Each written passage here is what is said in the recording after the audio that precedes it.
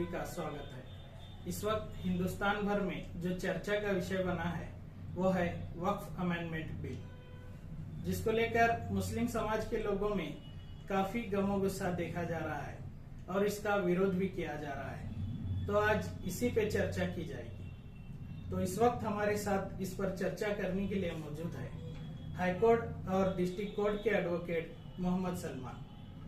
तो सबसे पहले हमारे चैनल में आपका स्वागत किया जाता है। इस वक्त एक सवालों की फेहरिस्त मेरे पास मौजूद है जो कि लोगों के जहन में गर्जिश कर रहे हैं। तो आपसे पहला सवाल ये है कि वक्फ एक्ट 1955 क्या है, ये किस लिए बनाया गया है? ठीक है, पहले तो इस चैनल का मैं शुक्र अदा करता हूँ कि उन्होंने वक्फ बिल के ऊपर एक अवेयरनेस प्रोग्राम इसे कह सकते हैं, इसे करने की पूरी कोशिश की और आज एक शेड्यूल के मुताबिक आज तय पाया गया कि हम लोग कुछ आज वक्फ एक्ट 1955 और वक्फ अमेंडमेंट बिल 2024 इसके बारे में कुछ डिस्कशन करें। जैसे कि आपने पूछा कि वक्फ एक्ट 1955 क्या है, पहले तो मैं ये बता दूं कि वक्फ प्रॉपर्टीज क्या है। जी, वक्फ प्रॉपर्टीज ये ऐसे प्रॉपर्टीज हैं जो हमारे बुजुर्गों ने इस्लाम के लिए, मुसलमानों के लिए ये प्रॉपर्टीज को डोनेट किया जी, और इसका अहम मकसद ये था कि उस प्रॉपर्टीज में स्कूल्स बनाए जाएं, कॉलेजेस, एजुकेशनल इंस्टीट्यूशंस बनाए जाएं, मसाजिद बनाए जाएं और ऑलरेडी जो दरगाहें हैं, खानका है और कब्रिस्तान है, ऐसे चीजें, ऐसे एक्टिविटीज उन पर जो है कायम और दायम रखें। और पहले से लेकर आज तक बहुत सारे लोग ऐसे हैं जो इस्लाम के लिए, जो मुसलमानों के लिए डोनेशंस और अतियात से नवाजे हैं, उसको भी जो है वक्फ के अंडर में लिया गया है। और ये सारे प्रॉपर्टीज को मॉनिटर करने के लिए और चलाने के लिए, ऑपरेशंस मैनेज करने के लिए वक्फ एक्ट 1955 बनाया गया। जी, तो अगला सवाल आपसे ये है कि वक्फ अमेंडमेंट बिल 2024 क्या है, इसके फायदे और नुकसान क्या है? वक्फ अमेंडमेंट बिल 2024 मैं तो ये कहना चाहूंगा कि ये बहुत ही खतरनाक है। जी, खतरनाक इसलिए कह रहा हूं कि ये बिल के मुताबिक वक्फ के जितने भी प्रॉपर्टीज हैं, चाहे उसे आप मसाजिद कह दो, खानका, कब्रिस्तान और एजुकेशनल इंस्टीट्यूशन जो वक्फ बोर्ड के अंडर में हैं, ये सारी आपसे छीनी जाएगी। खुले अल्फाज में अगर कहेंगे तो वक्फ बोर्ड की जितने भी प्रॉपर्टीज हैं, इस बिल के तहत आपकी सारी प्रॉपर्टी छीन ली जाएगी। जितने भी प्रॉपर्टीज के ऊपर, वक्फ बोर्ड की प्रॉपर्टीज के ऊपर वक्फ बोर्ड का कब्जा है, वक्फ बोर्ड का जो है सुपरविजन है, वो वक्फ बोर्ड से निकल करके डायरेक्टली डिस्ट्रिक्ट कलेक्टर के हाथ में चला जाएगा। तो आपको मैं कुछ डिफरेंसेस बताना चाहूंगा कि वक्फ एक्ट 1995 में जो चीजें थी और ये वक्फ अमेंडमेंट बिल 2024 इसमें जो प्रपोज किया गया है चेंजेस, उसमें कि मैं एक 4-5 पॉइंट्स आपको बताना चाहूंगा। पहले तो जैसा कि ये एक्ट का जो नाम है वक्फ एक्ट 1995 है, उसको बदल के उन्होंने कर दिया unified Waqf management empowerment efficiency and development. इसका नाम बदलने का प्रस्ताव उन्होंने रखा है इस बिल में। दूसरा, डोनेशन। पिछले वक्फ एक्ट, पिछले यानी मौजूदा वक्फ एक्ट 1995 में वक्फ बोर्ड को कोई भी इंसान, किसी भी धर्म का हो, कोई भी इंसान हो, वक्फ बोर्ड में वो डोनेशन दे सकता है। वो donation in the form of cash हो, in the form of properties हो, वो अपने तौर पर वक्फ बोर्ड को डोनेट कर सकता है। लेकिन अमेंडमेंट बिल, वक्फ अमेंडमेंट बिल 2024, इसके मुताबिक ये शर्त रखी गई है कि अगर किसी को भी वक्फ बोर्ड के लिए प्रॉपर्टीज डोनेट करना है तो वो एटलीस्ट 5 साल से मुसलमान होना चाहिए। जी, एटलीस्ट 5 साल से मुसलमान होना चाहिए। मुझे आप बताइए, किसी को भी अगर आप डोनेशन देना चाहते हो, जी, क्या आप उसकी कास्ट देखकर डोनेशन करेंगे? नहीं। क्या आप उसका धर्म देखकर डोनेट करेंगे? नहीं, बिल्कुल नहीं। आप देखेंगे हमारा मुल्क जो है सेकुलर है, तो सेकुलरिज्म की बात होनी चाहिए। सही है, तो ऐसे तो नहीं किया जा सकता है। सामने जो इंसान आपके पास डोनेशन के लिए आया या फिर बगैर बगैर मांगे भी जो ऐसे ऐसे सारे लोग हैं जो इदारों को देखकर वॉलंटरीली सामने आकर जो है डोनेशंस वगैरह देते हैं। लेकिन वक्फ बोर्ड की अगर आप बात करेंगे हिंदुस्तान में, अगर आप रैंकिंग करेंगे तो वक्फ बोर्ड 3rd नंबर पर है जी। पहले नंबर पर जो है आर्मी है जी। आर्मी के पास सबसे ज्यादा लैंड है इंडिया में। जी। दूसरे नंबर पर अगर आप देखेंगे तो रेलवे के पास लैंड है। जी। आर्मी और रेलवे के बाद में अगर हिंदुस्तान में अगर किसी के पास ज्यादा जमीन है तो वो है वक्फ बोर्ड। जी। इसीलिए वक्फ बोर्ड के पीछे पड़े हैं। जी। तो अगर आपको किसी को डोनेशन देना है, प्रॉपर्टीज देना है, तो आप उसके कास्ट वगैरह आप नहीं देखेंगे। सही। आप नहीं देखेंगे कि वो कौन से जाति का है, कौन से धर्म का है। सही। तो इन्होंने अमेंडमेंट बिल में ये शर्त रखी कि जो डोनेशन देना चाहता है जी। वो 5 साल से मुसलमान होना जरूरी है। अगर आप तारीख उठाकर देखेंगे तो छत्रपति शिवाजी महाराज ने भी वक्फ बोर्ड को जो है ना बहुत सारी जमीन डोनेट की हुई है। जी। अगर ये कानून आप लागू करेंगे तो वो जमीन क्या करेंगे, आप रखेंगे या वापस देंगे? तो ये भी एक डिफरेंस है। अगर तीसरा, अगर एक मेजर डिफरेंस अगर आप देखना चाहेंगे तो जो वक्फ बोर्ड के जो मेंबर्स हैं अभी मौजूदा वक्त में, वक्फ बोर्ड के जो मेंबर्स हैं वो सारे मुसलमान हैं जी। और होना भी चाहिए। अगर एक मुसलमान एक मुस्लिम इदारा चलाना चाहता है तो उसका मुसलमान होना भी जरूरी है, क्योंकि वही बंदा उसको समझ सकता है। मिसाल के तौर पर अगर आपको एक मस्जिद चलाना है तो मस्जिद चलाने के लिए एक मुसलमान की जरूरत पड़ेगी। लेकिन इसमें क्या है अमेंडमेंट बिल में कि वहां पर नॉन मुस्लिम्स भी जो है बॉडी में ऐड किए जाएंगे। मुझे बताइए आप, अगर गुरुद्वारा की एक कमेटी है या फिर किसी मंदिर की एक कमेटी है या फिर एक चर्च की कमेटी है, तो उनके जो एक्टिविटीज हैं तो उनके कास्ट का आदमी उसको बेहतर समझ सकेगा। जी। तो इसी तरह से वक्फ के अंदर में जो भी मसाजिद हैं, मदारिस हैं, कब्रिस्तान के मैनेजमेंट है या फिर और भी कोई एजुकेशनल इंस्टीट्यूशंस हो, तो उसमें जो है मुस्लिम कैंडिडेट्स होना बहुत जरूरी है। लेकिन इस नए बिल के मुताबिक यहाँ पर नॉन मुस्लिम्स को भी इन्वॉल्वमेंट दिया जाएगा और साथ ही साथ में वुमेन्स के लिए भी उसके अंदर एक पॉइंट जगह देना चाहिए, ऐसा उसके अंदर एक पॉइंट मेंशन किया गया है। चौथा अगर देखेंगे उसके अंदर पॉइंट, तो जो भी वक्फ की प्रॉपर्टी है, जो एक प्रॉपर्टी को अगर वक्फ प्रॉपर्टी बोलकर अगर डिक्लेयर आपको करना है तो अभी तक कौन करते थे? ये वक्फ के मेंबर्स करते थे, वक्फ के जो बॉडी मेंबर्स थे वो किया करते थे। लेकिन इसमें जो नया बिल है उसके अंदर ये कहा जा रहा है कि ये सारा पावर जो है डिस्ट्रिक्ट कलेक्टर के पास जाएगा। डिस्ट्रिक्ट कलेक्टर को इसके बारे में क्या पता है? इसके बारे में तो कुछ भी पता नहीं है। जैसे आम फैसले जो होंगे उसी तरह से डिस्ट्रिक्ट कलेक्टर भी ये चीजों का फैसला करेगा। तो इसमें वक्फ बोर्ड के जो मेंबर्स हैं उनके पास से सारा कंट्रोल निकल जाएगा। तो फैसला सारा जो है डिस्ट्रिक्ट कलेक्टर के पास चला जाएगा। और एक पॉइंट है इसमें कि अगर वक्फ बोर्ड के अंदर अगर प्रॉपर्टीज के अगर इश्यूज हैं तो अभी तक जो है वक्फ ट्रिब्यूनल में इसके फैसले होते थे और वक्फ ट्रिब्यूनल ही उसका फैसला करता था कि यह जमीन वक्फ की है या किसी और की है। लेकिन अब इस नए बिल के मुताबिक अगर आप वक्फ ट्रिब्यूनल के फैसले से खुश नहीं हैं, अगर आप उसे सेटिस्फाई नहीं हैं, तो आप डायरेक्टली हाईकोर्ट अप्रोच कर सकते हैं। आप मुझे बताइए, वैसे ही हिंदुस्तान में इतने केसेस पेंडिंग हैं, वही खत्म नहीं हो रहे। अगर हम वक्फ बोर्ड के मैटर्स भी ट्रिब्यूनल से नहीं होने के बाद हाईकोर्ट में जाकर खड़े होंगे तो वो भी एक सिविल मैटर हो जाएगा और सालों साल वो चीज पेंडिंग रहेगी।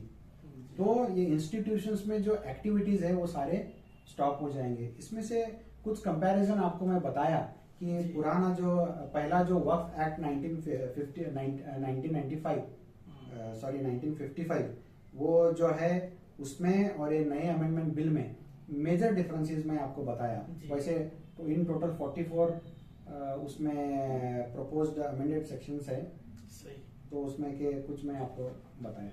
जी।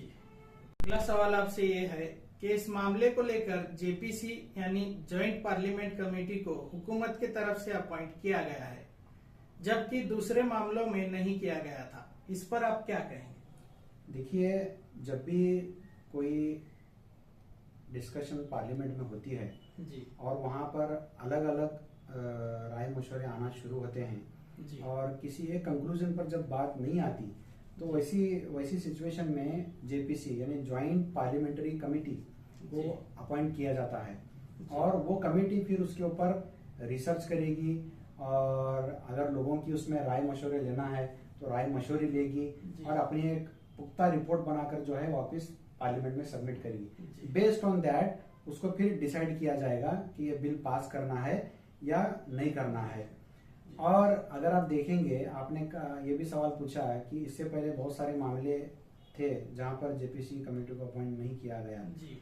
तो उस वक्त और इस वक्त में एक फर्क ये है कि जैसे कि आप जानते हैं जो 2014 के बाद गवर्नमेंट पावर में है जी। और जितने भी इश्यूज पार्लियामेंट में डिस्कस हो रहे हैं वहां पर डिबेट नहीं हो रहा है क्योंकि मेजॉरिटी वन साइड है जी।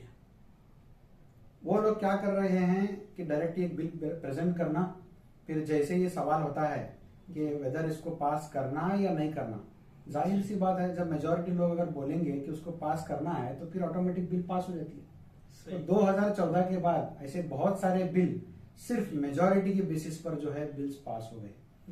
इस बार जब वक्फ अमेंडमेंट बिल 2024 को जब पार्लियामेंट में रखा गया तो वहां पर अपोजिशन पार्टी ने जो है खुलकर विरोध किया जी।